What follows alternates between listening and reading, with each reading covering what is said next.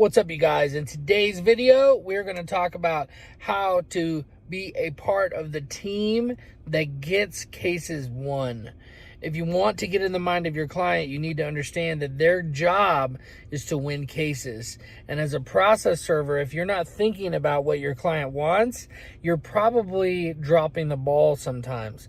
And so in today's video, I'm going to talk to you about how to win cases for your clients. Let's get into it.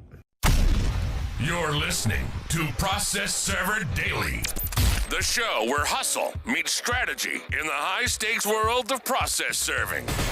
From elite pros to the new servers taking massive action, these are the voices of a rising industry. Hosted by the founder of 123 Legal Support, Mighty Mike Reed.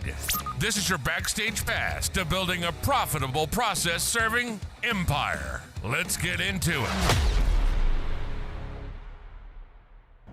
So probably the most obvious way to win a case for your client is to serve it when you said you served it.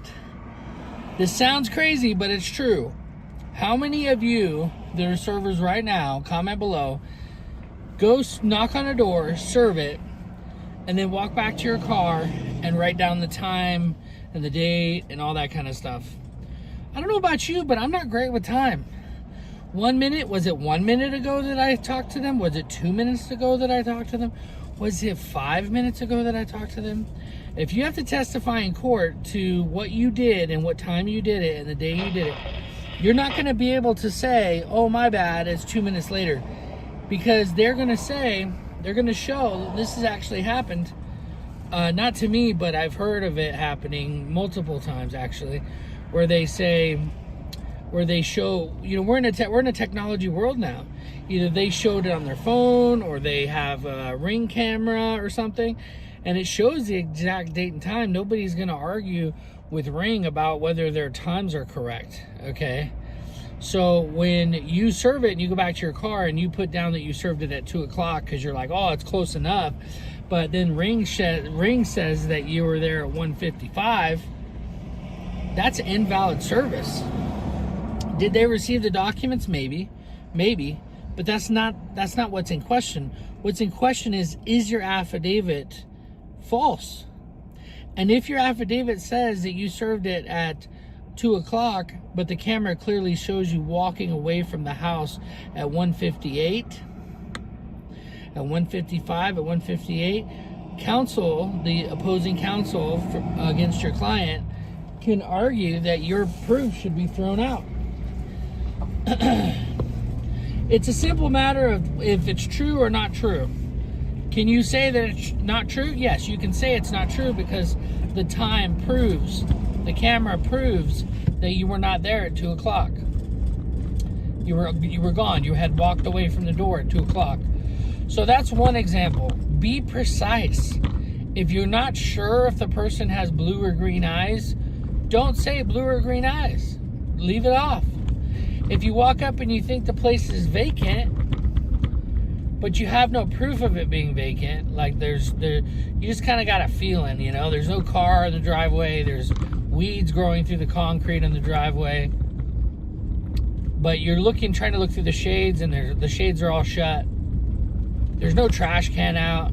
You might be able to deduce that it's vacant, but you don't know for sure. So to say that it's vacant, and they have you go out and make another attempt even though it's vacant, or they send another server out after being vacant, and they serve it at that address because you didn't know 100% for sure, now you look like an idiot. You look like you did not do your due diligence. So when I say be precise, don't make up things that aren't necessarily true, that's what I mean. Be careful about what it is that you say is true and what is not true. Like, do not say things that aren't 100% true. And I think we all, at some point, have done that, either with the time or with a description of somebody.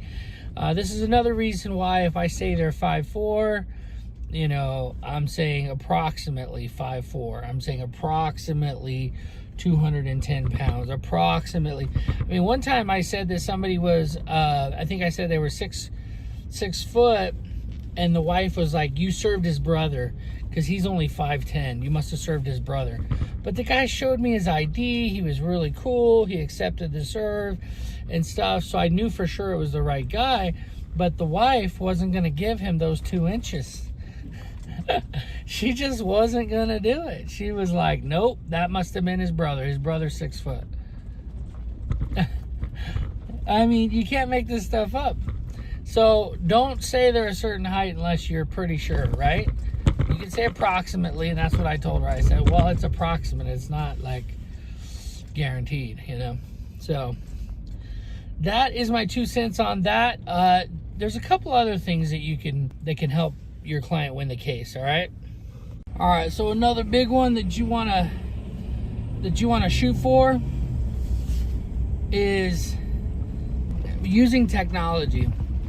So you got to be careful, because you don't want your client to get the status updates because you were irritated at a guy and you were like, this mother F or whatever. Like, you got to be professional, you know? You got to make sure you use technology like a pro. But once you know what you want to say and you think it through, I always recommend writing it down on a field sheet, okay? Just keep in mind that whatever record you keep, written down or electronic, they can be subpoenaed, you know? And some lawyers will actually recommend that you don't keep certain records past a certain amount of years, because you won't remember certain details about those records, and they can be used against you. Just remember, if it's your record, it doesn't mean that you have control over it. Like, you might have temporary control over it, but if they subpoena your software company is going to give them your records, I promise you. They're not going to tell the courts no, okay? So just have a policy for how you keep things, how you delete things, how you, for what you're going to do, like, think it through. But one of the ways you can protect your client using your records is with technology. And if you're like, you're not ready to sign up for an app, or you're not ready to sign up for Mighty Premium yet and get our dashboard, we have a full dashboard for process servers to help run your operations that we're building. By the time you watch this, it might already be finished, but right now we got the jobs board built out with the affidavit generator. And so it's just a matter of finishing it, you know, getting all the other elements. We're building the perfect app for process servers to be able to manage their business. So what you do is you take a date and time stamp photograph of the home when you make the service attempt. And what happens is when you post a notice, or when you serve something and then immediately after take a photograph, you just need to have a policy for how you're going to notate the time difference, right? So if I served it at 2 o'clock, I'm going to put down exactly 2 o'clock, whatever time I was at the door. I look at my watch, just real quick, look at my watch. I write it down on my field sheet, and then I walk away. And then I safely, from my car or from the street, take a photograph of the property with the date and time stamp photograph. Now, that means that if that's my normal policy, I'm going to stick to that policy so that I can say, well, sir, why was it 5 minutes after you were at the door? Well, the time is different because I served it at this time, and then I took a photograph from the safety of my car. I did not want to increase the potential for, you know, any kind of encounter that might happen by limiting my time at the door. And this is just further proof that I served the document. Now, if you're serving a notice, like an eviction notice or any kind of notice that you're going to post on the door, then you can actually post it on the door, take the photograph, and whatever time the date and time stamp says, that's the time you served it, because you actually took a picture when you posted it on the door. So if they had a Ring camera, they'd be able to see that you were there at the time you said you were there, right? Because they'll have a picture of you taking a picture of the door. Okay, you know, it's like the perfect proof.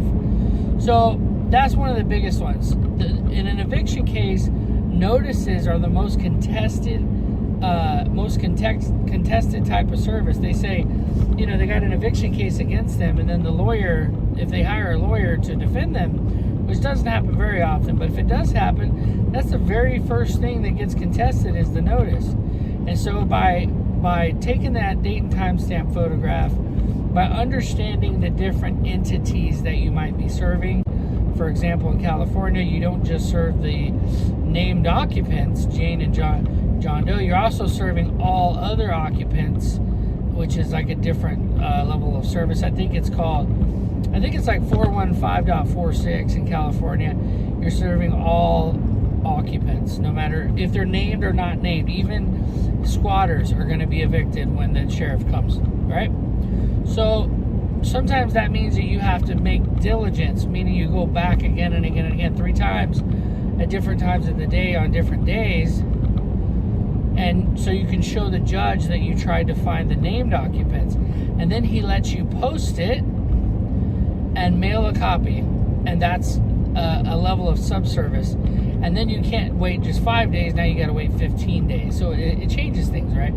So these types of things, if you understand them and how the process works, you can make sure that when your attorney goes to court, they're going to look like a rock star.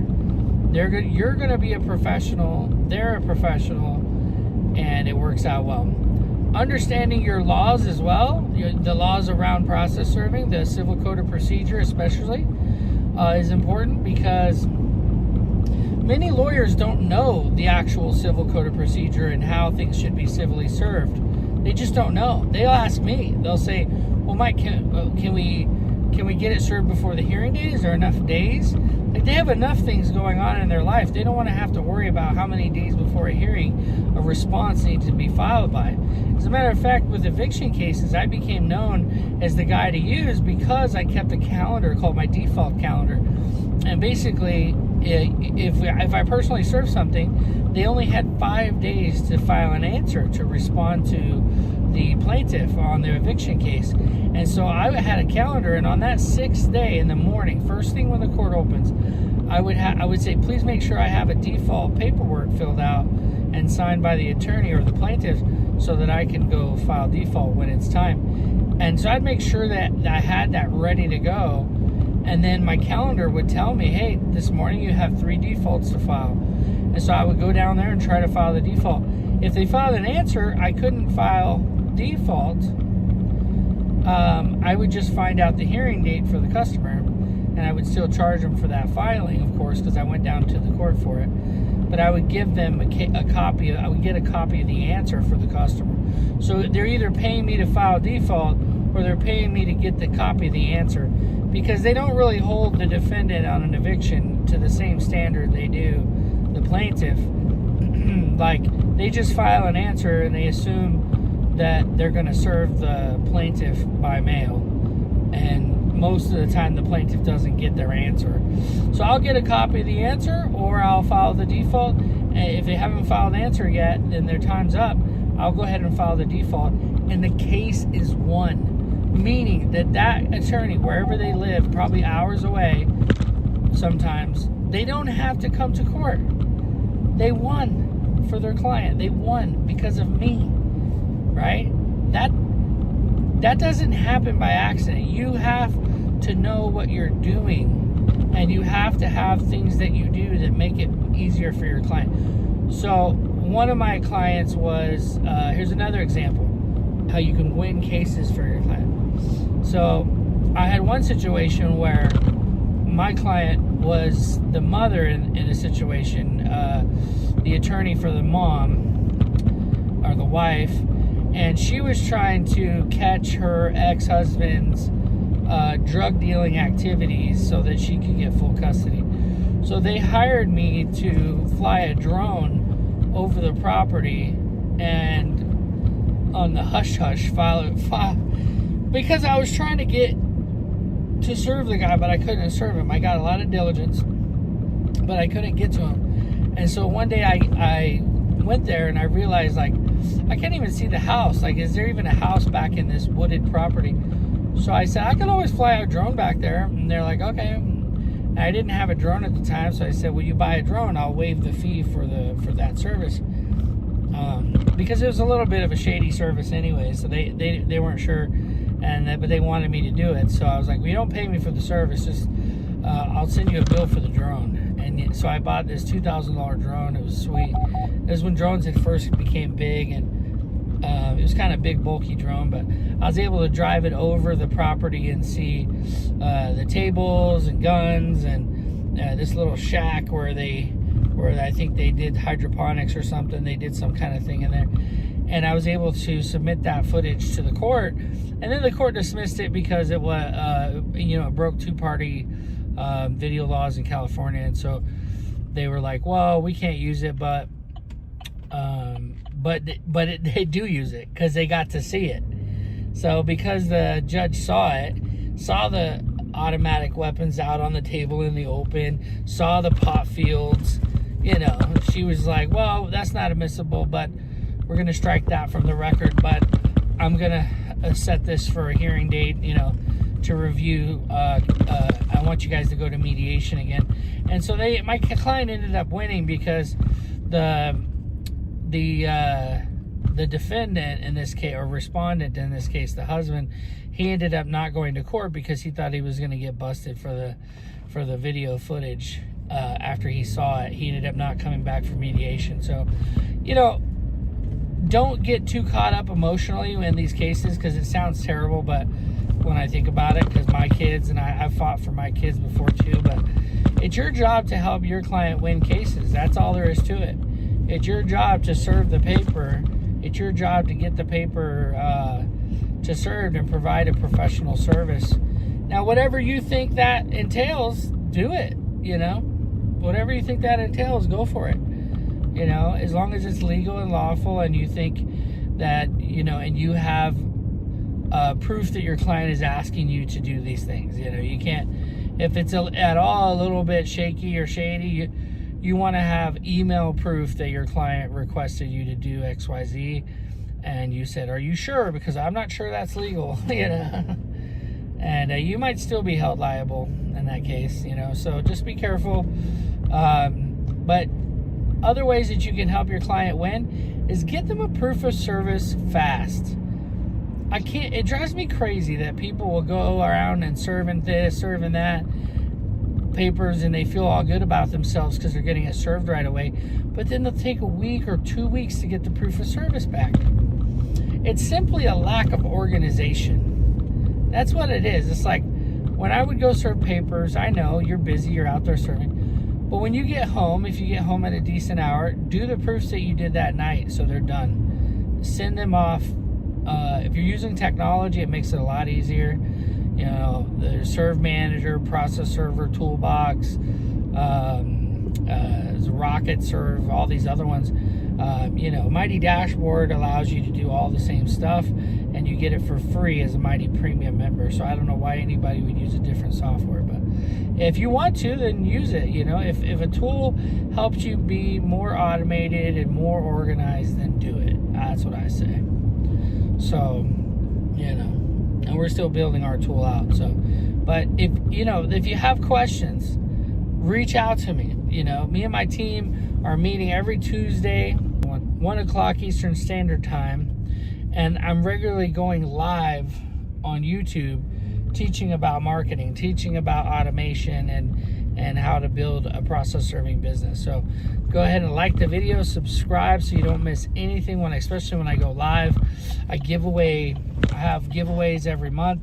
This last month we gave away a NAPS membership to Natasha. She's got an awesome business. She's crushing it. There's just so many people in the community that are crushing it in their business, and you can too. There's no reason why you can't build a business. I did a 90-day challenge to earn at least $10,000 per month in a new process serving business here in Albuquerque, different from my company at 123 Legal Support, and we were able to do it in just 12 days. We were able to build this business, ABQ server. So if you're interested, you want to learn more, you want to check it out, you want to see if you got what it takes to serve legal documents and build a business that can provide for you and your family for years and years to come. It definitely changed my life. I tried a lot of different businesses businesses. I had a carpet cleaning business. I had a courier business. Nothing pays the premium that process serving does. You know, if I delivered prescriptions, which is what I used to do, I delivered prescriptions for a pharmacy, I'd get $4 or $5 per delivery. And I would serve 30 or 40 prescriptions in a couple hours, about 2 or 3 hours. And when I found out about process serving, I was like, $50 a serve? I ended up doing it for only $25 a serve, but the point is like I was able to make a really good living at $50, eventually $57, eventually $97, and I would have in my bucket, a full bucket, like a tote thing, I would have completely full on a regular basis, and I would have another stack like this, each one being only like 3 or 4 pages, you know, and I'd have it between the seat and the tote would hold the ones in I was doing. Any ones that I attempted, I would pull out of the bucket, put behind the tote, and then any of the ones that I needed to serve still would be like on top, and I would put them all in order based on the route, 1, 2, 3, 4, 5, 6, 7, 8, 9, 10, you know, and then I would go in reverse orders. Once I attempted one, I'd put it back there, and I would put them in that order so I could go backwards on my route and hit everybody up twice within like a 2 or 3 hour period. And that's how I would serve, you know, 10 or 20 papers per day, getting paid anywhere from $50 to $100 per serve when I was serving myself. And now we send stuff all over the country. We get thousands of jobs every month, and we contract out servers. And, you know, on average, we'll pay, you know, anywhere from $50 to $100 for a serve. And, you know, I charge $150 and up. So $187, $247 for a rush or same day, and $187 for a rush. So if you want to get work from us, 123 Legal Support, we send out stuff. 123 Process Servers, we send out stuff all over the country. Once you find a good server in an area, you rarely switch. So don't be offended if we don't like start sending you tons of work just because you're in our community. Like it's difficult to get affiliate work unless you know what you're doing. Like you have to know how to serve in that area, but we'll put you in rotation. If you want work from us, send us an email, support@123legalsupport.com. But we don't use anybody that's not in our community. If you're not in our process serving community at Mighty Process Server, we don't want to use you because we don't know that you're verified, that you know what you're doing, right? I want to know that you've watched my videos, that you're trying to build a business, that you're a professional, and because time and time again we find out, oh, I'm not in the community, oh, I heard about it but I didn't join. It's because they're not trying to take their business to the next level. They're resting on their laurels is another way of putting it. They're happy with where they are, and you know, you're either growing or you're dying, and so that's just a dying mentality. Their business is slowly dying. The current customers you have are going to leave you. They're going to retire. The list is endless for the reasons why they might stop using you, and you're only as good as your last serve. So you need to be constantly growing your business. Otherwise, it's dying. All right. All right, guys, go check out MightyProcessServer.com. Join the community. Join Mighty Premium if you want. I give you a ton of free resources and bonuses on top of your directory listing that you pay for. And yeah, we're crushing it. All right, we'll see you guys inside the community. Take care, be safe as always. Live mighty. That's a wrap on another episode of Process Server Daily, where the legal support industry levels up. Want to grow your process serving business with the best marketing tools, the most engaged community, and the highest ranking directory online? Visit MightyProcessServer.com. Claim your listing. Join our free community. Surround yourself with process servers who get it and build something real. From the field to the courtroom, this is Process Server Daily. Until next time, stay safe out there and live mighty.